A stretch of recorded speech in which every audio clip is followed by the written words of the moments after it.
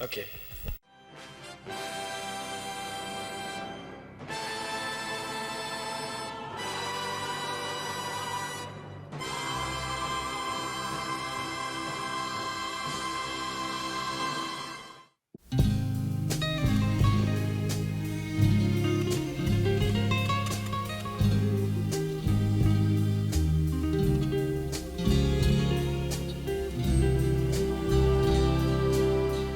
Well, welcome to my channel, Elvis-A-Z. I am so extremely honored to have my first interview with Sally Hoedel, the author of the Elvis Destined books, Elvis Destined to Die and Destined to Fly. Two great books. Thank you for having me. I love them. You know. Thank you. I do owe you an apology that you don't even know about. But I'm a voracious reader. I love to read. And the first book I actually bought on Elvis was the Jerry Hopkins Elvis book in 1971 when it came out. Awesome. And I bought that and I just loved it. I've read it. I can't tell you how many times I've read that book. It's just, though there's some inaccuracies, it was a good, clean biography of Elvis. And over the years, and my dad was the one that got me into Elvis. He same age as Elvis. Well, he was born in 35. Yeah. So it was a December. He was born in Tennessee, raised in Tennessee on a share. We're going to talk a little bit about that, and I'm going to explain to you why this book means so much to me. Okay. But anyway, so many books that I've read that I've hated, and what happened, stuff like that, And so I've gotten very cautious about books. And when I saw your book come out and what it was about, I thought, oh, here we got another person that thinks they know. And especially when you're talking about how did he die and all that. So I said, I'm not going to, it's just to myself. I just said, no, I'm not going to read that one. And then I saw Michelle Hurley on Elvis Last do a review. Oh, she's great. And Mary Patricia. Yeah, she's great too. Yes. Two great interviews. And I thought, you know what? I got to get the book. So I downloaded it on the Kindle. Uh-huh. And I love reading on the Kindle, but eventually I go ahead and get the hard copies after a while. But I read it, and I've read it. I bought it in December of 1971. December of 21. So it was shortly after it came out, actually. I bought the Kindle. And I read it, and I probably have read it maybe 6 or 7 times completely through. And and it's been about a year, and I reread it again to refresh my mind. But when I first read it, I read the BE chapter probably 3 or 4 times before I even got any further in the book. And the reason for that is that it relates so much to my father's genealogy. His family line had a lot of the cousins marrying cousins. He even had a brother and a sister get married, and they didn't even know they were brother and sister because the parents divorced when they were young. One moved off. He died. The son came back. They connected, but never knew, and they had kids. So that came on through the line, and his family was very similar to Gladys's, where I think, what was it, Gladys? 9 children, 8 or 9 children? Yeah. And my dad was the 15th of 16. And his mother died when he was 13 years old. And if you look at the picture of her, the only one picture I have, she looks a lot like Gladys in the bloat, extended stomach and the eyes and everything else. So that I really wish my father was still alive to have read the book. He would have loved to read the book, because all the years that he would fill me in about his family told a lot of what you said in the BE chapter. And then, of course, some other points. Now, the question I have you is, what were you thinking to dive into a rabbit hole like this book? I applaud you, and I love the one line in the book. It says it was like you were birthing a child. Yeah, that's just a great line. I mean, it's very much like that. Writing. I've been a part of writing books. I have a journal. I'm a journalist. I was a part of writing books, but this was the first one that I, did from start to finish. All the research, everything was, all me. And it is like having a child, because you keep it to yourself for so long, and then you have to share it with the world, and then you I hope it can does imagine. well as it goes out into the world. There's a Yeah. lot of and you care about it that much, and it belongs to you, but you have to share it. Oh, And yeah. sharing it is the hard part. So very much relate to your story. My dad was also born in 1935, Oh, December of wow. 1935, Wow. December 19th. And And mine was the 5th. okay. And, he was a big Frank Sinatra fan, Oh, actually, wow. because, when Elvis first came out, he was for the girls, right? And so my dad was Correct. kind of turned off by that and being a Sinatra fan. But he loved Aloha, and after that became Hmm. an Elvis fan for sure, and really appreciated what he did, in the 70s.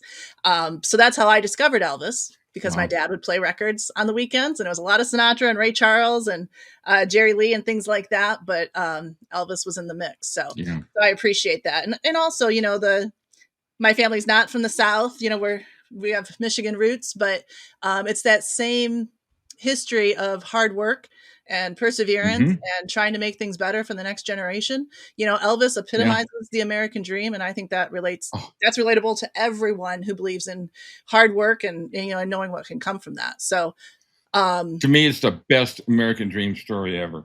it is. And I I wish it can't was, think of anything better. I wish it was told that way more often in pop culture and mainstream media, You're right. because Elvis is, he does. I don't think anyone epitomizes that as well as Elvis. But so anyways, why did I delve into this? I knew it was controversial talking about Elvis's death, Hmm. but I think I was a little naive in terms of, number one, how much I would have to put myself out there, because I really thought the work would speak for itself. Like, read it, take it, leave it.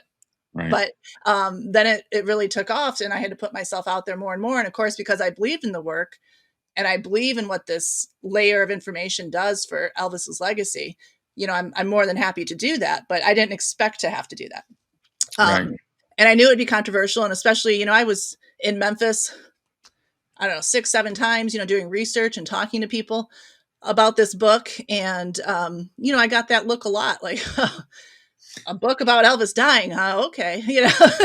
Well, it's not like there's any out there, And you think something about Elvis that the rest of us don't know, and all of that. And I knew that I was challenging people to think about something differently, in a Right. very different way than they had been told to think about it for Right. decades. Like, Yeah. that's a big challenge in itself. Mm. I knew how big that was. And what a big ask that is. That is a really big Right. ask, especially from a fan base who cares as much as Elvis fans care. Right. But I am first and foremost a fan as well, and I care. So when I had this idea, like, what if this first cousin marriage and all this disease, and what if there is more disease than we know about in just little snippets, because when you read all the books, which I always have too for my whole life since I was 10, there's a little bit of health information in every book, and you think, geez, Yeah. it's weird that he had this at 35 and he has glaucoma, or high blood pressure like this, and he looks great but he's not feeling great, and this digestive issue, and he's so bloated. Like, this is a lot for a young man. Yeah. And it doesn't seem like it all pieces together when you read a blurb in Jerry Schilling's book, or a blurb in this book, or a blurb in that Right. book. Yeah. When you You're put it right. all together, and then you look at, I was privileged to see a lot of different documentation, some medical records that, no one has seen before. And it Was was it a learning amazing. experience in the medical? Yeah. And I'll Yeah. get to that too, but it was amazing. It was such an incredible experience, and one that I want to stay in touch with. So thank you for letting Yeah. me talk about it again. No, absolutely. The way the dots continue to connect. Yeah. Because at first it was kind of a brain candy project, and thought, well, we'll see if there's enough information. But the more I talked to the people, and the more the people were willing to help me, people who knew Elvis, his nurse, and people like that. It was just amazing the way the dots connected, and it was unbelievable to me that no one had pieced this together before. Right. So it was very daunting, to share that with the world. once it was done, and I was like, okay, this is 4 years of my life, and I'm going to put it out there and see what happens. And and I had probably $20,000 invested in that book, from Wow. travel to printing and editing, and all of that, and marketing. And that's a big gamble too. But Oh, yeah. I believed in that information so much, and I knew that I did it for Elvis for the right reasons. I knew the project had journalistic integrity from start to finish. So when it came time to share it, I had a lot of confidence in that, because I knew I did it the right way and for the right reasons. but that doesn't mean that it's going to resonate with people. Oh yeah. So it's been a real blessing and life-changing experience. To feel that I've contributed, hopefully in a positive way, to how people think about Elvis and his decisions and how they reach a level of understanding for him. Well, it answers a lot of questions for me and a lot of things that I saw, especially from 73 on after the Aloha concert. And, my dad kept saying, he's got issues. My dad said, I got to see him 3 times with my dad. Wow. And lucky you. I know. And I saw him in the last show in 76 in Atlanta. It was great. It was really a great show. And he did it an hour and a half and he looked good. He lost some weight. And the book was known by him as coming out. So the rumor was that he was trying to, get back in shape and prove this book wrong. But it answered a lot of questions for me. And it also affirmed or confirmed what my dad was saying to me. Yeah. And the same for me as a lifelong fan. I mean, I remember being a kid, somewhere around 10 and 12 years old and still reading all these books and thinking that I can clearly remember being a very young girl thinking, why does he die in the same way as his mother? Almost at the same age, same, now I see it as a very, very similar 4-year period of degenerative health. She doesn't take the same medication. She doesn't have the pressures of being a rock and roll star. Like there has to be a reason for that. And I mean, that stuck with me from the time I was a little kid. And it's really interesting to me as an adult and what I've done with this, that I can remember, having that thought process. Yeah. So it's just been, like I said, when I started doing this research, I can't tell you how many aha moments there were for me as a fan. Like, this makes sense. And, well, I had that reading it, Yeah. So it was fun. And that's why I had to share it. I couldn't keep that to myself because it really is, it's very important. And I know there are still people who felt like you did, who haven't read the book and they think I'm just trying to make excuses for Elvis. And since you've read the book, you know that I'm not making excuses. Elvis absolutely had a problem with prescription medication. Yeah. But the question is why? Why? Yeah. And why doesn't he stop? And why does he continue to turn to it? And he has to continue being Elvis Presley. Disease in 9 of the 11 systems of the body by the time he passes. And the fact that there is evidence that at least 5 of them were present prior to fame, the medication couldn't have caused it, and that is a huge revelation. And it's just so important for his story. Yeah. I've known Lesley for about 3 years. Mm-hmm. She started watching my YouTube channels and connected with me. And for the last year, she had mentioned that she had a connection with you. Yeah. And her and I were talking about the book. And she said, well, why don't you do an interview with her? And I said, I'm not ready. It just, sorry, I got to shut that thing from beeping. So, but a video came out last week. I'm not going to mention his name, but he's an ETA. He's pretty popular. He's a big Elvis fan, but he ripped your book. Yeah. He put out a video that said, how did Elvis die? And it wasn't Colonel Parker. And I listened to it and he talks about Elvis abused himself through the drugs, didn't mention anything about his past history. And it infuriated me. And I left a comment after under another name. And I said, obviously you've never read Destined to Die. And he said, well, that's just clickbait book. Mm-hmm. And then he goes on, it's just a book for people who want to have an excuse for Elvis. Real quick, Lesley wants to pop in and say hello real quick. She said that you guys have never met face to face. Helen, hello. It's good to see you, Sally. Oh, it's so good to see you. I appreciate what you do so much with the Circle G Foundation, and I can't thank you enough for all the support you've given me. So it's so good to see you. I just wanted to pop in and thank you for all that you do, for your support of the Circle G Foundation, everything you do for Elvis's legacy. It's amazing. I respect you so much. I really do. I appreciate that so much. I hope we end up in the same place at the same time one of these days. I do too. Sometime. Lovely to see. That'd be cool. Leave you to it now. It's so good to see you. This is so cool. Oh. Yeah, I thought it'd be a nice little surprise for you. She mentioned when I had it all set up, she says, well, do you think I could pop in? I said, well, of course you could pop in. Because she said you'd never met face to face. I said, Sure. So that's what I did real quick. I just sent her a message like, okay, I'm ready for you. So that's why. Thanks That's so Thank much. you what. for making this happen. It's so good to see you, Lesley, and You I too. think the world of you. So You too. Enjoy. I'm looking thank you. forward to hearing this. All right. Thanks, Take Lesley. care. I'll talk to you later. Bye Bye. bye. She's Oh, that great. was so She's nice of great. you. I Thank you. enjoy being part of her. I'm an ambassador for the foundation, and I do a lot of videos for her for the promos and all that. And it's just, it gives me just another. I'm disabled and I'm stuck at home all the time. So, and my wife works a lot. So this is what keeps me sane. Yeah. Is Yeah. Elvis. Yeah. But anyways, I got really infuriated with that. I got a little. I didn't get nasty, but I just said that. Obviously, you've never read the book, then, Right. and he never replied back, and so that's when I emailed or I messaged Lesley. I said, see if you can contact Sally. I want to do, and then I had to get back and pull out the book and read it again because it's been a while, I appreciate you sticking up for me like that. And more importantly, sticking up for Elvis and sticking up for the work, because I know who you're talking about. And he's friends with another contributor who's always slamming my work, and that person also actually admitted to only reading half the book, which the first half doesn't get you anywhere. You got to read the second half too to understand. And I always say, like, these people are like restaurant critics, it'd be highly unethical to be a restaurant critic who writes restaurant reviews and never goes and eats the food. So it is highly unethical. Number one, it's unethical to talk about a book you haven't read, obviously.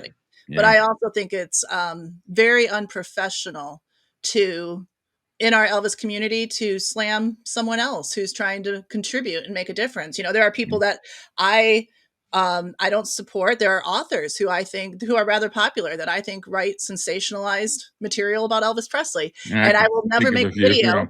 I will never make a video telling you who they are or what I think about their work, because that would make me unprofessional. Yeah. And I have to remain professional and continue to have a certain level of integrity, or it will hurt the work. So I can't reply to these people. I don't engage in, fighting on social media. I don't engage in comments back and forth, because my work and my reputation speaks for itself. And no matter what you do, there are going to be people who don't like you. I mean, Elvis said that. So it's hard sometimes, I can't lie, because it's hard for me to be a public person like this. It's not what I signed up for necessarily as a writer, because I can hide behind the words, the words sit on the page and they're there for all time.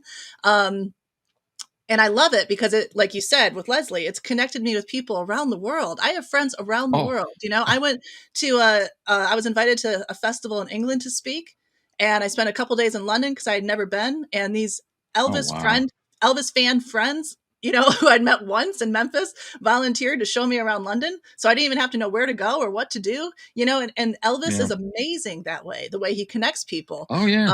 So I value that so very much. But there is a downside to it. And where it gets complicated for me, because I do approach all of this from such a professional standpoint, it gets complicated for me when people want to try to own or shift my narrative, because I own my narrative and I own my research. And there are 32 pages of citation in that book. It backs up everything I say and tells you where I found it. Yeah. So it's okay if you don't like me. It's okay if you don't like my work. But to go out of your way to let people know, I think it's just really unprofessional and petty. Yeah, I agree. Yeah, I have, excuse me, my mouth gets dry while I'm yakking. I have close to maybe 500 videos, and they're all positive. I have done a couple of, retorts to somebody that attacked me one time. I had it up for about 30 minutes. I said, no, I'm taking it off. I can't do this.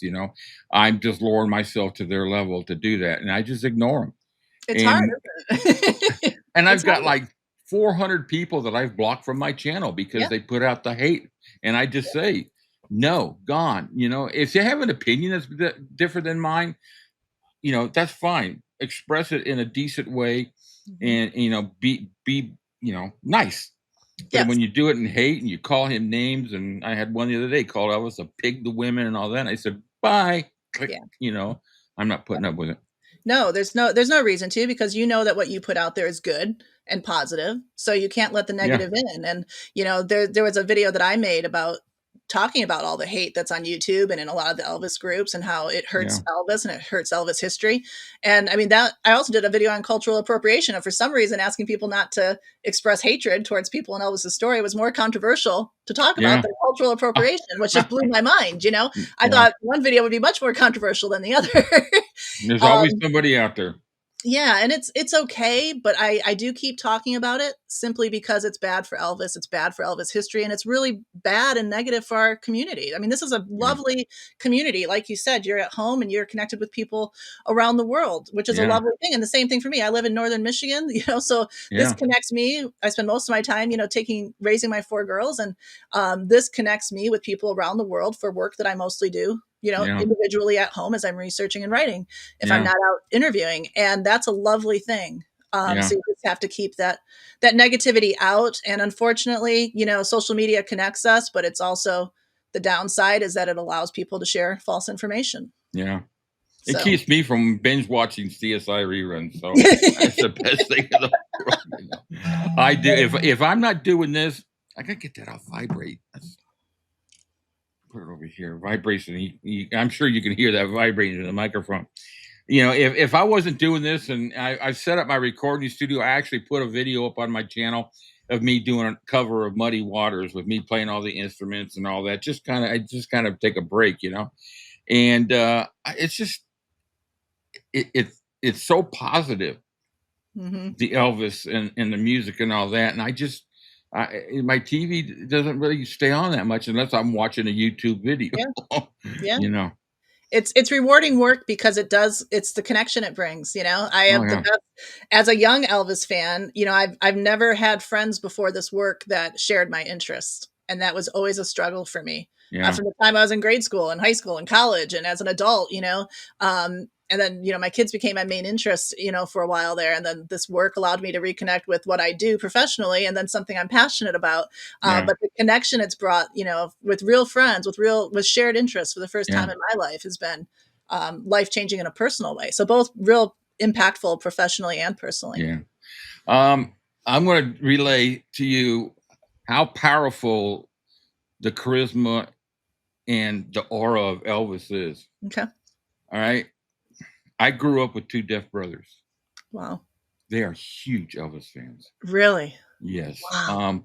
We grew up in the 60s. So the only thing that I knew growing up, I was born in 58. So my experience with Elvis mainly growing up was movies, the movie star Elvis. We had 3 channels.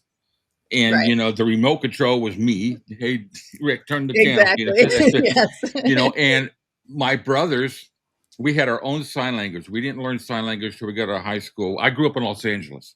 Okay. And so you know, the actor Spencer Tracy. Oh, are you kidding? Yes. Well, you'd be surprised who doesn't know that. I know. His son, John Tracy, had a clinic for the deaf in Los Angeles. Oh, wow. And my brother, my parents used to take them. My mom used to take them there. My mom had all 3 of us by the time she was 19. Okay. So she was a kid raising kids, you know. And they told her, do not teach these kids sign language until they're in high school. Really? They said the reason why is because 99% of the people they're going to deal with in the world do not know sign language. True. They will be taught to lip read. And they did. I mean, they're both successful, got great businesses. Wow. But now, so when an Elvis movie would come on TV, we didn't have pause. We didn't have any of that. I know. But those were the best Sunday afternoons, weren't they? When Jailhouse Rock was on, it was like, yes. Oh, yeah. But I'd have to stop and explain to them what was just said. You know, what was that? Especially like Jailhouse Rock. Yeah. I can still remember that part where he says, that's not that, you know, those aren't tactics, baby. That's just a beast to me. Right. I had to tell them that. And they actually laughed at that. Thought it was funny. They loved his movies. That's and great. So the first concert we went to was in Vegas, 1972, August of 72. And they came too, but they got sick. They had to stay at the hotel and they weren't able to go that night. So the second show we saw was at the LA Forum, the first time he wore the peacock suit. And they went. And, you know, obviously we were on the floor so you could feel the music. and their deafness is to the point where if they have a hearing aid, it's like that. That's how they hear, Okay. but they feel it. They could feel the music.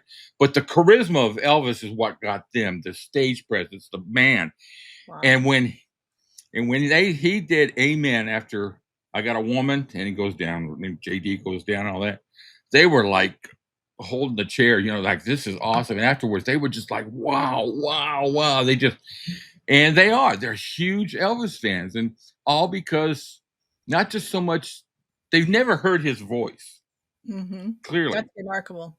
But they are such big fans. And when I do talk to them, we Zoom, I do talk to them, they'll bring up that concert every now and then whenever we have a chance to talk. And of course, my dad was such a huge fan. Him and I talked every Sunday about Elvis and, the loss and all that. But that's incredible.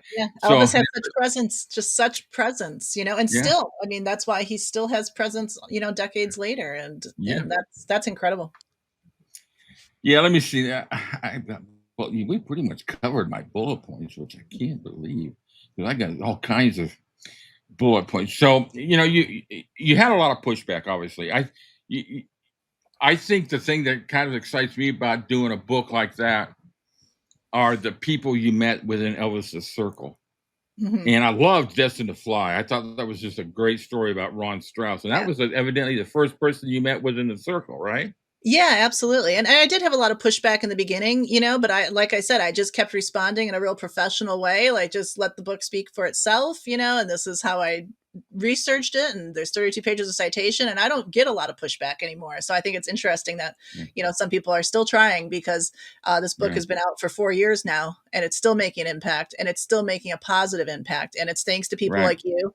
And, I meet so many Elvis fans in Memphis. I'm there signing books in January and August all the time. Cool. And I thank them because it's all because of the Elvis fans. It's a very that grassroots word of mouth kind of marketing. You can't buy that or create that or force it. It just has to happen. And the fans have embraced this book because they know how important the information is. They know it matters, and they keep telling people like you are. So, I really appreciate that. So yes, it's the icing on the cake, is that I am good friends with so many people who knew Elvis. And a lot of these people who are so negative about my work haven't met these people, and they don't know these people either, but it is absolutely the blessing of all of it.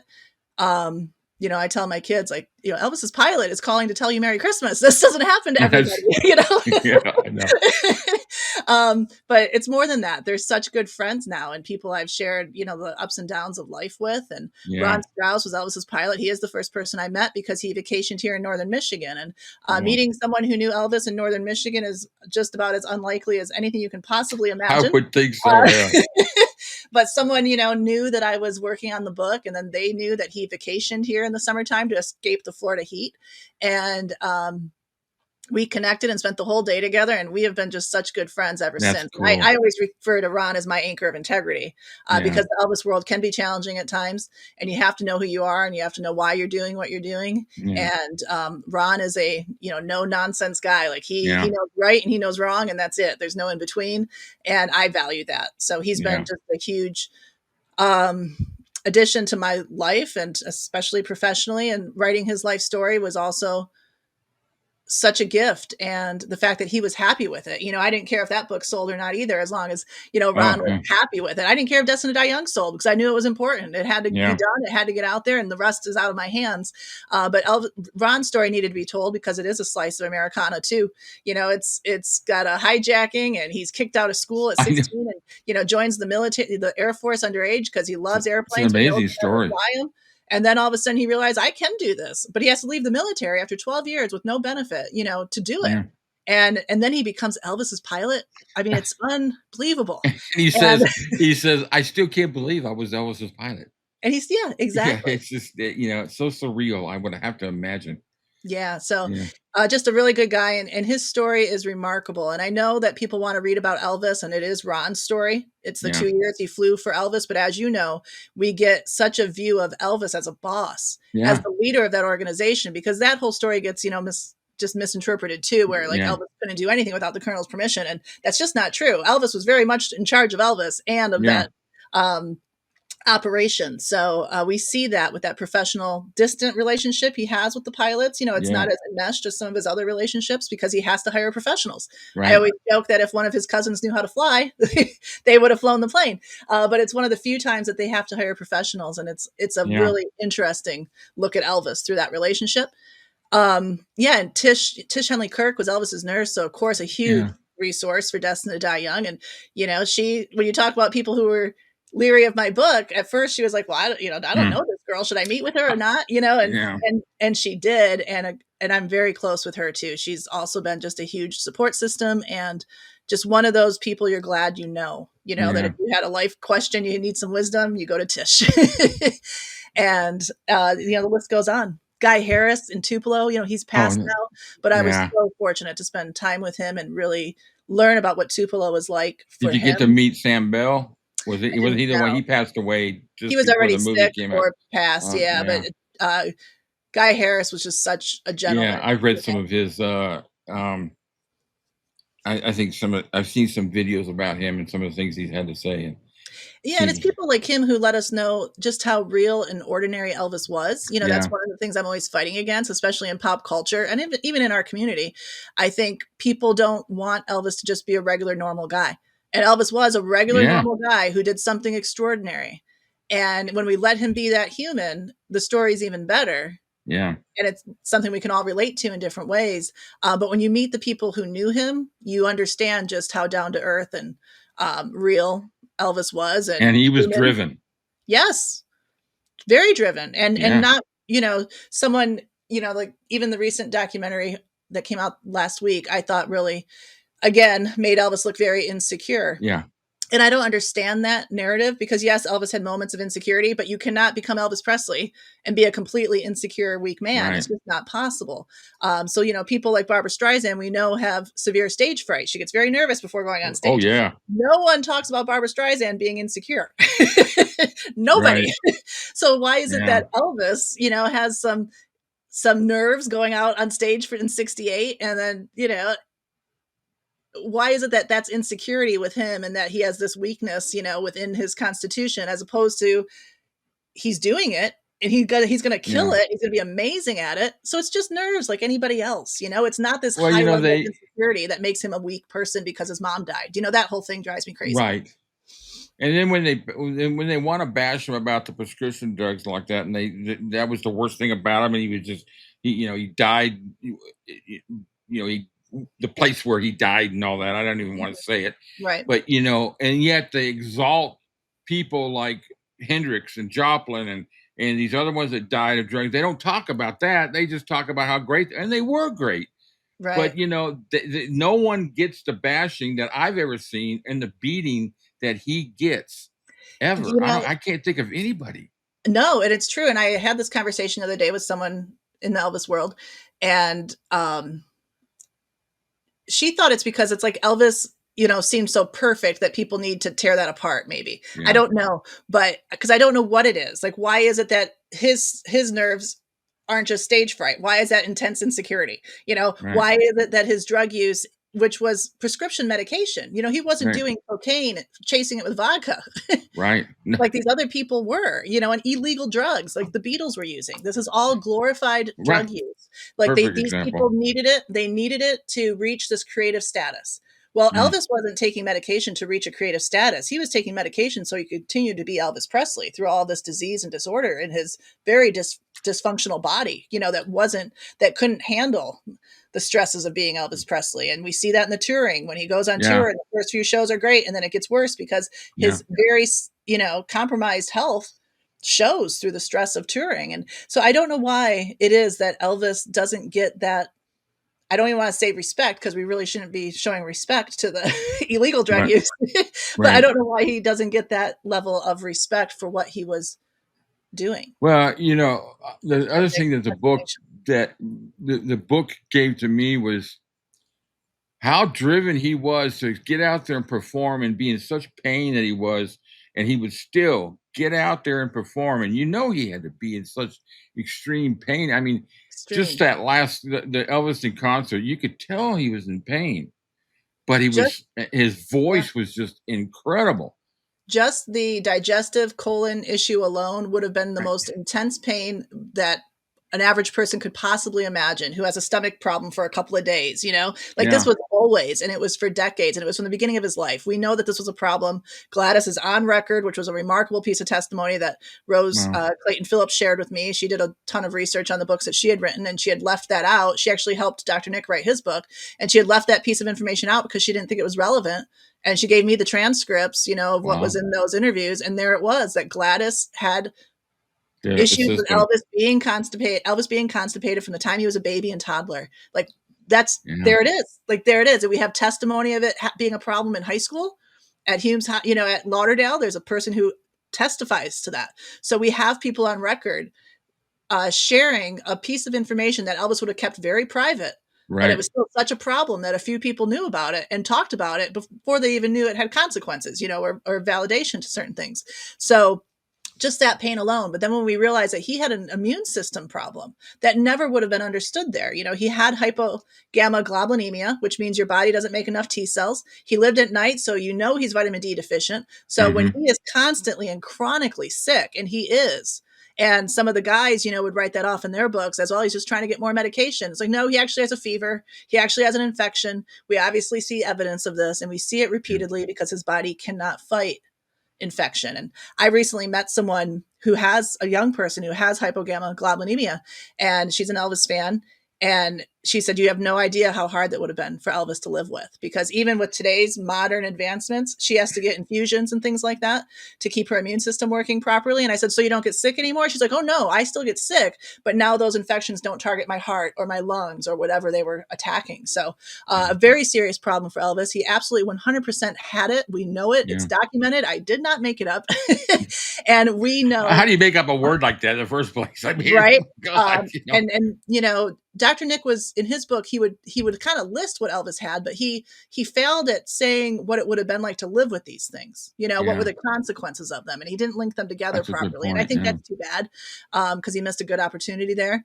But I just took that a step further and connected those things. So, it would have been really hard to be Elvis Presley. After a certain point, he could not have been Elvis Presley without the medication. And I believe that 100%, he had things that they didn't know he had. They didn't know how to treat then. They would have just kind of thrown the kitchen sink of drugs at him, even if he wasn't Elvis Presley. Right. They just would have. And that's what people, who think it's an excuse for his drug use need to understand. They need to understand the real ailments that he had. Yeah. At the end of the book, when I read it the first time, it just left me with that whole impression of what he went through, and gave me more respect of him as who he was for his fans and for his family and for anybody close to him. It's just a whole new perspective. And, and I've read all kinds of books, and I Elvis fan since 1962. And it's just like a whole new, different perspective. That means so much to me. And I really appreciate you having the open mind to read it, even if at first you weren't sure, but you did. And I really wasn't. I really wasn't sure. That. Because even but reading I got some good references. Even if you read it with a closed mind, you might not be able to, fully allow yourself to digest the information. So you're right. I appreciate that. I've done that with some books that I know that I'm not going to like, and I read through it and I don't like it, but I went with it with the wrong attitude. I'm not going to like this because I've heard this author is, right. So a couple things I want to, go ahead. Sally. Just real quickly. I just want to say that I had the same experience, researching and writing it, that I came to know Elvis in a different way. And for me, I would say probably halfway through, it's kind of like with the Destined to Fly book. I went down and spent a week with Ron in Florida, and we would spend every morning talking, about his life. And then we'd go to lunch, and then, I'd go back to the house I was renting with my family, and then he'd come over for dinner, and we did that for a week, and it was lovely. But the whole time he kept saying, I'm jealous. I'm jealous, man. I'd go back to the house, be like, guess what I found out today? I was so excited. Like, this is an incredible story. But he would keep saying, I don't know, Sally, I don't know if there's enough here for a book. Like, if you want to do it, great. But I don't know if there's enough information here for a book. But I didn't know really until I started writing it that Iowa would be a character in that book. And Iowa is a character. Yeah. Ron was in his whole life, he just wanted to leave Fonda, Iowa. That's all he wanted. Yeah. And he didn't realize that everywhere he went, he was taking Fonda, Iowa with him, because everything that he learned and all the people he was surrounded by there are why Ron Strauss is Ron Strauss, and Yeah. and that was a fun, as a Yeah. writer, that was a fun thing, right? To Yeah. figure all of that out. But with Elvis, again, that epiphany for me with Elvis was the provider. I didn't realize that I was going to be talking as much about how Elvis was a provider as much as his health, because this is an Elvis book. It's not a health book. It's not a medical Right. book. It's an Elvis book. And I didn't realize, that, that's the string that ties the whole thing together. That's the string that weaves through the whole story, is that Yeah. Elvis sees himself as a provider. And I think for many up until this book, if Elvis was defined by something, it would be the loss of his mother. Yeah. Which makes me sad, because I think it's incredibly limiting, because he lives for almost 20 more years and becomes a husband and a father, and he tours and has a successful film career. And I do believe he dealt with that grief and moved on in his life, Yeah. through a natural experience of losing a parent. And I'm Yeah. not saying they weren't extraordinarily close, because they were, but Elvis tells us in his own words that he had processed a lot of that grief. There's a great interview, I think from 62, where he talks about it rather in depth.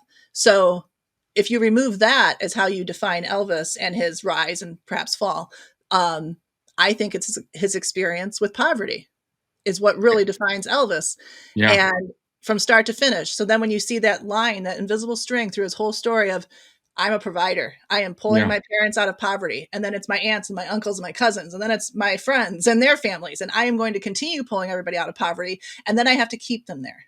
Yeah. And that's what keeps him going. Even in that last tour, he's on the phone with both Lamar Fike and Kathy Westmoreland, and both say, Yeah. Elvis, why don't you just stop? You're sick. This is too much. And he says, nope, too many people rely on me. Yeah. That was.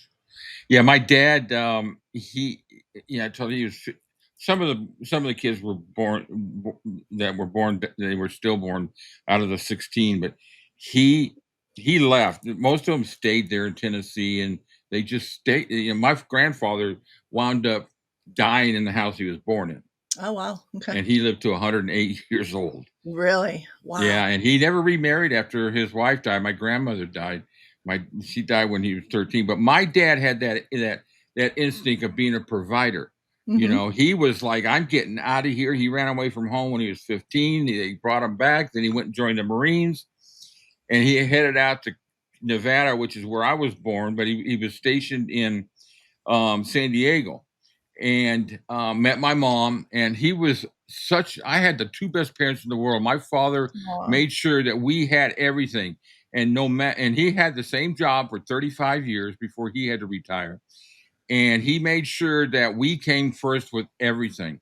Yeah. And when he did a lot of traveling as the years went by, and when he was in town, and all of our summers were spent in Yosemite National Park. Really? Because we all loved it as a family. And he made sure we had everything we wanted, or not, I wouldn't say wanted, but we had everything we needed. And that it was instilled. And it came, like I said, he came from the same type of background, sharecropper. They grew potatoes to the whole, life. And I never met any of them until I turned 18 when we moved to Atlanta. I only met my grandfather. And when I got there, I'm just like, I told my dad, I said, I see why you left. But my aunts were just like Gladys. They had the same shape. They ate everything cooked in lard, and it was really good food. But man, it's just, they just didn't care to go. Incredible. I love hearing that you feel like you had the two best parents. Not everyone is that lucky. We know that. I lost both my parents in the last 3 years, and they're 83 and 88, and good long lives. So you can't be sad about that. No, but the sadness you do have, I was grateful for that too, because I knew I was lucky to have good parents who put family first. And it's just it's nice to be able to say that and look back and know that they gave their lives, they sacrificed everything for their kids, and that's how it should be. And, Elvis' family was so important to him, and that's probably why he resonates with us too. Because I always, he could have bought a separate house for his parents and a separate house for him, but no, he wanted his parents in his home. And then his grandmother, in the 70s, she's still living there. And I always, in interviews, I would outside of Elvis world, with mainstream people, I would kind of joke, like, you don't understand. Like, Elvis was a very family driven, normal Right. Southern guy. Like, how many rock stars take women home to meet grandma? Yeah. Like, I don't think too many. no, they don't. But that tells you Yeah. who he was. He was Yeah. rooted in that foundational stuff. And that is why he wanted to be Elvis Presley. He wanted to provide for them. And of course, he loved being Elvis Presley from a selfish perspective, too. I mean, he Sure. did. And of course, he should, because he has to do all the work. He should, reap some of the benefit as well. But Right. it really was to pull his family out of poverty and then keep them there. Yeah. So that's And remarkable. he succeeded. Yes. Yeah. So from the book, a couple things I just wanted to say. At the beginning, I grew up, my mother was very religious. And so I grew up in that atmosphere, and I've read the Bible quite a bit over the years. And the reading of B.E. reminded me a lot of the part in the Bible where it says, and Joseph begat this and begat this, and he begat this, and it just brought it all together. And you did a very excellent job of when I read, everything's in my mind. I picture, I see the movie, I see the people. That's how I vision when I'm reading. So I'm sitting here and I'm seeing all these people. And then when you talk about how the branches didn't really spring out from the tree, Right. And one of the things that I found very profound in the beginning is when you put him in the same category as Martin Luther King, George Washington, and there was one other. Thomas Jefferson. Thank you. All who were imperfect. They had their problems, but they contributed so much to our world, our country, and the world. Yes. And Elvis fits in that. He contributed so much to culture and to society and to my life. I mean, my life is totally different with Elvis than it would have been if it hadn't been. I think I grew up in the best time period for music altogether. Absolutely. And I love all types of music. But without Elvis, it would have meant nothing to me. Right. Well, maybe the Monkees, but I'm just kidding. Yeah, and I talk about him. I talk the Monkees. That's great. I talk about Henry Ford too in that context. That's the other one I was thinking of. Yeah. And I mentioned Henry Ford in the video I made about cultural appropriation, and why. And this is a tangent, but why is if you ask 100 Americans who invented the car, they'd say Henry Ford. But Henry Ford didn't invent the car. He didn't even invent the assembly line. He just put the two together and did something remarkably different. Well, Elvis didn't invent rock and roll. No. He just happened to come around at the time that the TV was there, and you have to look at you have to see Elvis and hear Elvis, for Elvis to be Elvis. Like, he wouldn't have been a radio star, right? So the timing of it all. But these are also men who, in modern analysis of history, might be looked at in negative reasons for negative things, right? Because they were not perfect and they are a product of their time. So when we talk about Elvis, I am constantly saying we have to look at this history through the lens of when it happened. And that's for his impact, for his contribution, but also for the choices he made, for the health care that he did and didn't receive. They don't understand the medication that they're giving him. When he starts taking dextrogen early on, like, that is the housewife drug of the day. And it was prescribed for everything to anyone. It wasn't just Elvis, like, give me some good pills, No, it was anybody could get that. And they thought it had the same addiction level as caffeine. And they thought that well into the 70s. So you have to look at this stuff through the lens of when it happened. Elvis is a lifelong insomniac. They don't have Lunesta and Ambien. They don't have sleep study tests. There's only a couple of reasons why someone is an insomniac as a young child or a teen as well. So that's important information, and the book covers that.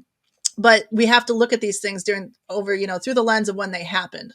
Having said that, I absolutely believe, and it is part of my mission, I have kind of a two-part mission. Number one is that Elvis is elevated to historical figure status. He is not just a rock and roll star. That narrow lens of sex, drugs, and rock and roll is not enough for Elvis Presley. It might be enough for, any other person you can name who had those issues, but it is not enough for Elvis Presley, because he is a historical figure. He culturally shifted the universe. He changed everything as we know it. And if you look at that Billboard chart in 56 and you see how much is that Doggy in the Window by the Andrews Sisters, and it's Perry Como and Tony Bennett and Frank Sinatra. And then it's Elvis with Hound Dog and Don't Be Cruel coming up the charts. And look at that in comparison, you can understand how radical he was. And he wasn't the only one doing it, but Elvis broke into the mainstream conscience in a way that no one before him had. And it had this profound impact on our culture, and it's still having that impact. So that's the first part of my mission, is that, especially from a mass media and pop culture standpoint, and, just to the average person out there who's not going to Memphis 10 times a year to go to Graceland, right? We need to make sure that Elvis gets embraced as a historical figure. Yeah. I agree. I agree totally. Yeah. And it's sensationalism and romanticism that keeps that from happening. So as fans, we have to be really careful to not promote those things. We have to be really careful to not make those things a part of his story, and I work really hard at that. His humanity is more protected if we remove romanticism and sensationalism. The second part of what I do with every book that I've written, and the next one that I'm working on, is how can I create a positive conversation in mass media about Elvis Presley. I'm proud of the work I've done for Elvis and how the fans have embraced it, the Elvis fans. I'm so thrilled with the connections I've made with Elvis fans. But I'm also really proud that this work, especially Destined to Die Young, but also Destined to Fly, reached outside of the Elvis world, because that's where it needs to go. And that's how I wrote Destined to Die Young. I didn't just include his health story because the fans know his story. I weaved the health story through his life story because I wanted people outside the Elvis community to read that. I wanted pop culture and music people and, any, historical people, anyone to read that, get Elvis's story, understand how it's an amazing representation of the American dream, and then look at his struggle, right? It's not self-destruction, it's survival. Very different.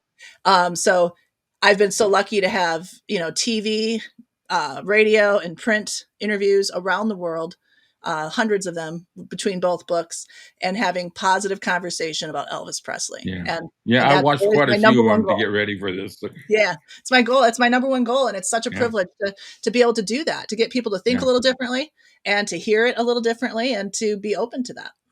Yeah, my wife, she's not real big. She knows she couldn't name a song by anybody, but she recognized them.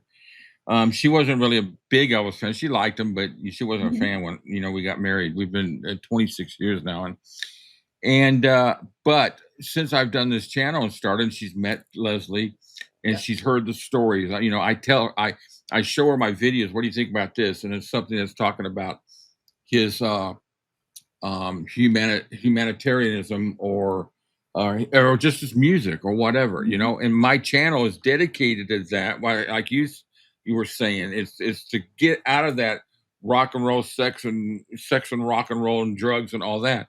It's to show that he was an excellent producer in the studio. Yes. And that's why I do the breakdowns. I got a new series I'm doing right now off the Guitar Man FTD box set. And I love it because I learn every time on a song that I've heard 100,000 times, I learn something new with it. I go, my God, Right. And in the last 3 years, I've learned more about Elvis and corrected a lot of my beliefs about Elvis than I ever knew before my 50 some years, 60 some years before that.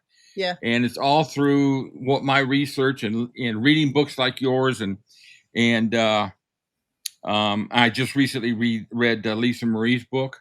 Yep. And that was emotional. Both your book and her book hit me emotionally. I was in the hospital when I got her book, and it was tough.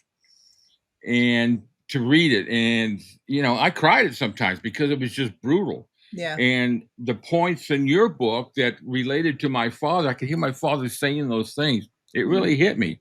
And I was listening to, I couldn't listen to the last two chapters. I read it in Kindle and listen to the audiobook, because it does the little bouncing ball. I couldn't listen to the last two chapters again. Really? Last night because it hit me too hard.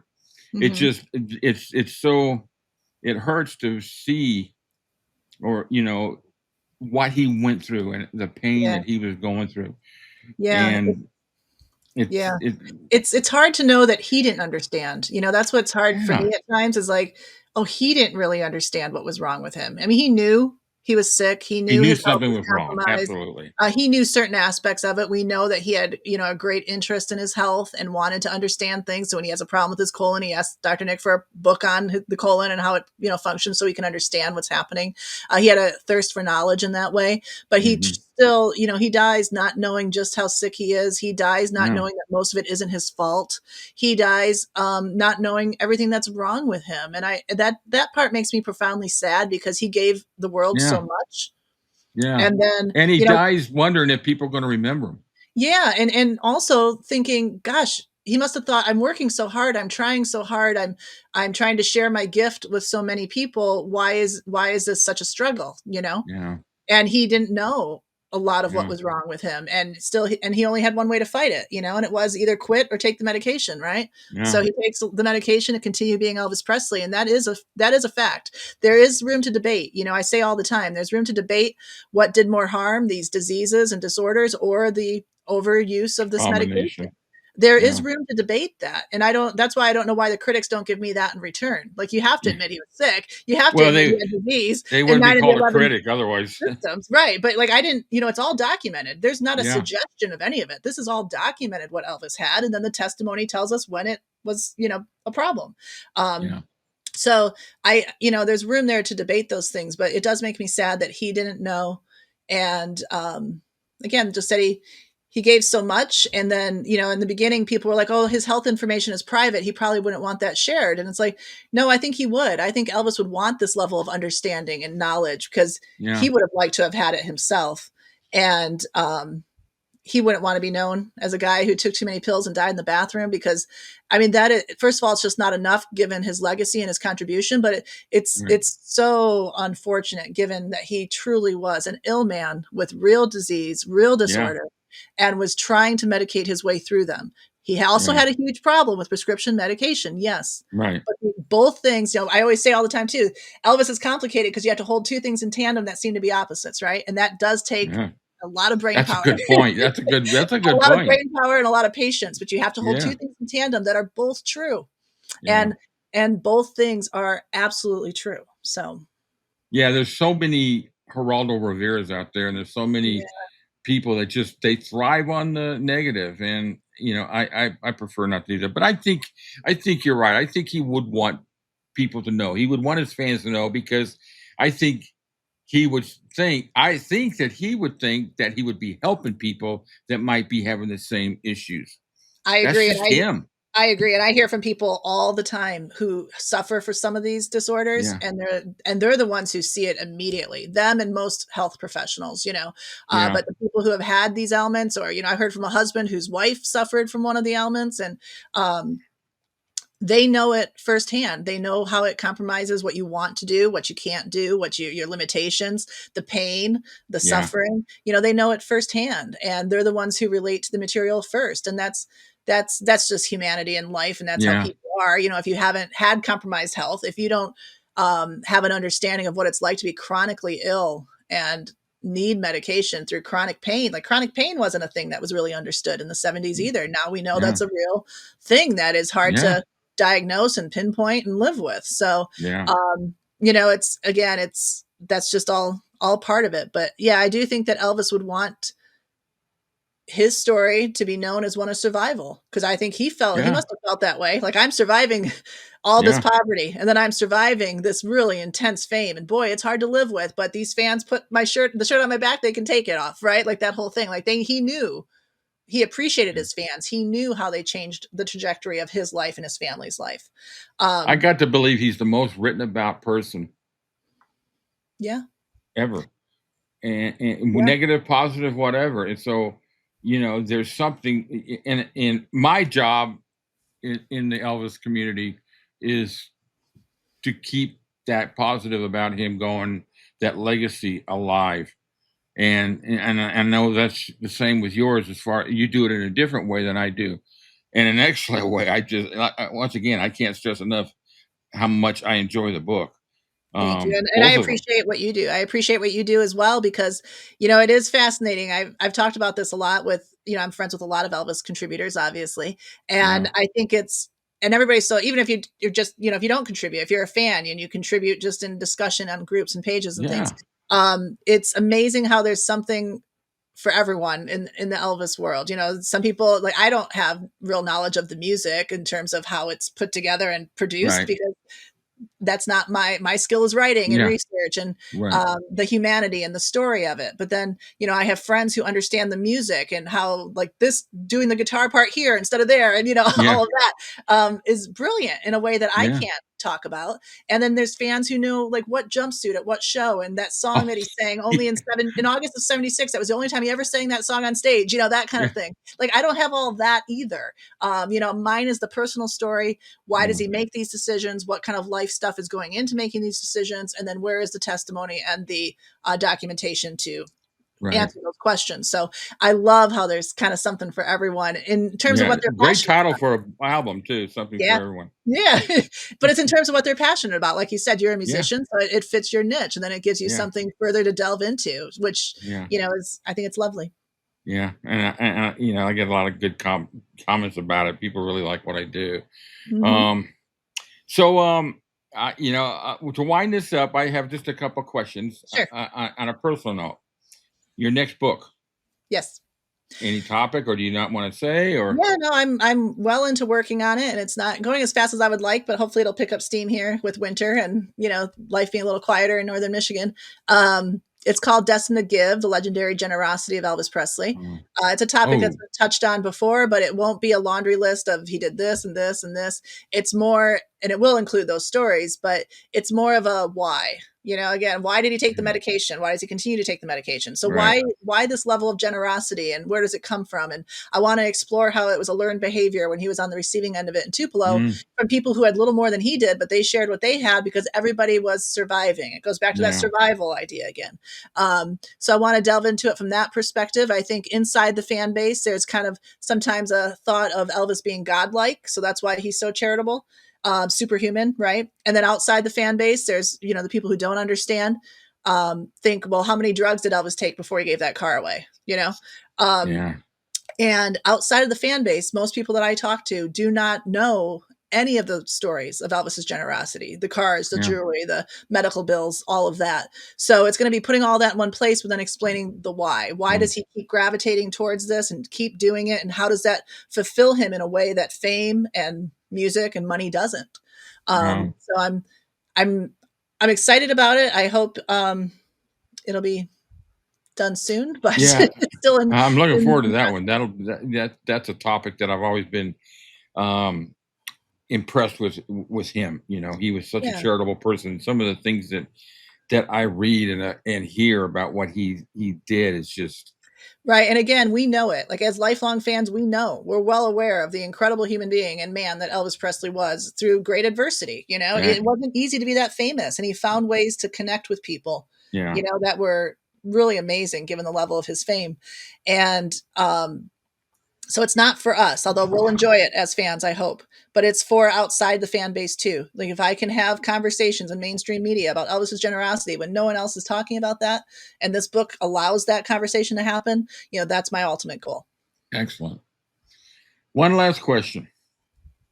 If you could pick any time in Elvis's career, any time in the whole 53 to he passed, where would you like to go to just to spend a day witnessing it live?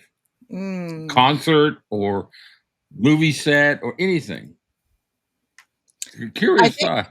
I think, well, obviously it would be in the 1950s because I'm a 50s girl. I first discovered Elvis through Aloha from Hawaii because my dad had it and Long Tall Sally was on there and my name was in a song, which never happened for someone named Sally, at that time.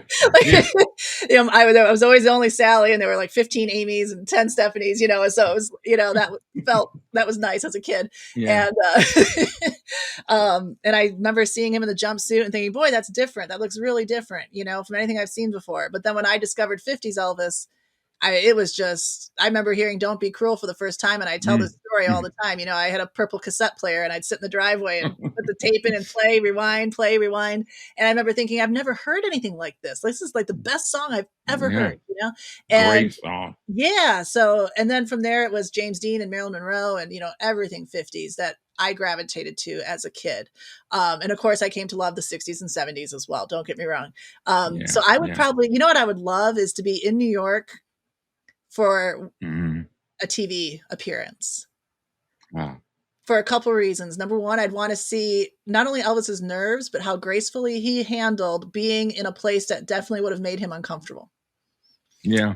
And I think that would be a really interesting thing to watch and be a part of because, he was so polite and so well raised and he handled all of that so well. And there's a great Scotty Moore story, where he talks about how everyone in New York was kind of condescending to Elvis as this guy from the South. Because that Mason-Dixon line was still very real in the 1950s, Oh, yeah.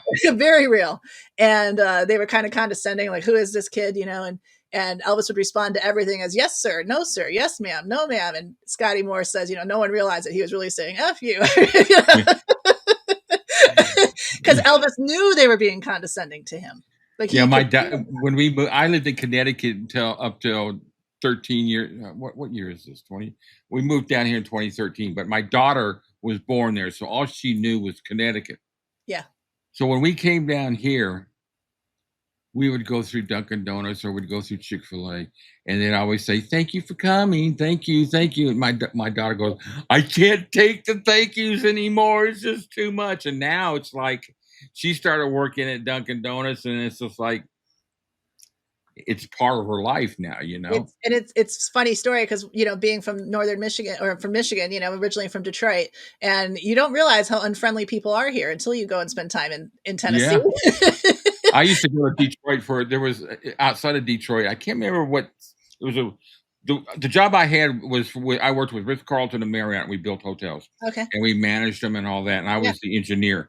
And so there was a property we owned in Detroit, and I used to go there. And just between Detroit and Connecticut, it was just such a totally different environment, even between the two, But I know. Yeah, I know. Yeah, so going through a drive-through with my kids in the South, and I clearly remember, and being in Memphis too with them at times, and people are like, "Hey, honey, how are you?" And the kids would constantly be like, "Mom, do you know that person?" I know. That's what my daughter would say. My son. No, everybody's just so nice here. Yeah, I don't know them. My son would say, "Oh, I love it. I love it." And he's in Seattle. He's in the Marines, and I just got word from the other day they're deploying him to Hawaii for 6 months, and then he's going to go off to Philippines for a while. So we've had a little tough time around here because we're going to miss that boy. Yeah. He's named after his middle name's after my dad. So. Well, thank you for his service. I appreciate that. Oh, absolutely. He became a Marine because my dad was a Marine. That was his whole goal in life. Incredible. So my spot, I thought about this a long time, and I had 3 different places, and I finally wound it up, and I stuck with it. One of them was the New York TV shows. Yeah. The second one was the opening night, International Hotel, July 31st. Yeah. But I want to spend the whole day with Elvis at Russwood Park in 56. Really? I like it. Yeah, that's a pretty remarkable day, and you'd see such a scope of things. That's kind of how I feel about the New York thing too, because I want to see how Elvis handles all of that, having to be professional, but then he's viewed as this rebel, but then he's so professional and so kind and so nice. And then he just, those TV appearances and the rest, were just unbelievable to me. I could watch the 50s TV appearances over and over for eternity. So if we were able to watch that performance, can you imagine? It would be something. Yeah. Well, Sally, I can't tell you how much of an honor this has been. I have looked forward to this since we set the time. My wife would tell you that I have not slept in 3 days. Oh, no. Not seriously, but, I just wanted to make sure I was ready to do this. And I made all kinds of notes. And you know what? I didn't even look at them but one time, a couple of times. It was just, I wanted to make sure I got the highlights from the book said right. But there's so many things. I could sit here and talk 2 more hours about what I liked about it. But I thank you. I really appreciate you taking the time. And I look forward to Destined to Give. That's going to be. Thank you for the conversation, and I'm just thrilled to connect with another really good, decent Elvis fan who has all the right intentions and good work, to support that, and all for like I always say, all for Elvis. It's not about us. When you meet other people and they're not making it about themselves, because a lot of people do. We know this. A lot of people make it about themselves. So when you meet people who it's just so genuine. That inspires me to keep going too. So thank you. Well, anytime in the future when on my live stream you want to pop in and say hello during the live stream, just let me know. I'd be glad to have you, even if it's just for a few minutes, and say hello, everybody. I enjoyed doing it. I started about 7 episodes ago, and And we just have a nice chat about different news stories and stuff like Yeah. that. So That would be but great. Thank you. I will let you go. I thank you very much for your time. And my sign off will be TCB, my friend. Thank you. Thank you so much. So glad to connect. All right. Thanks, Sally. Bye-bye.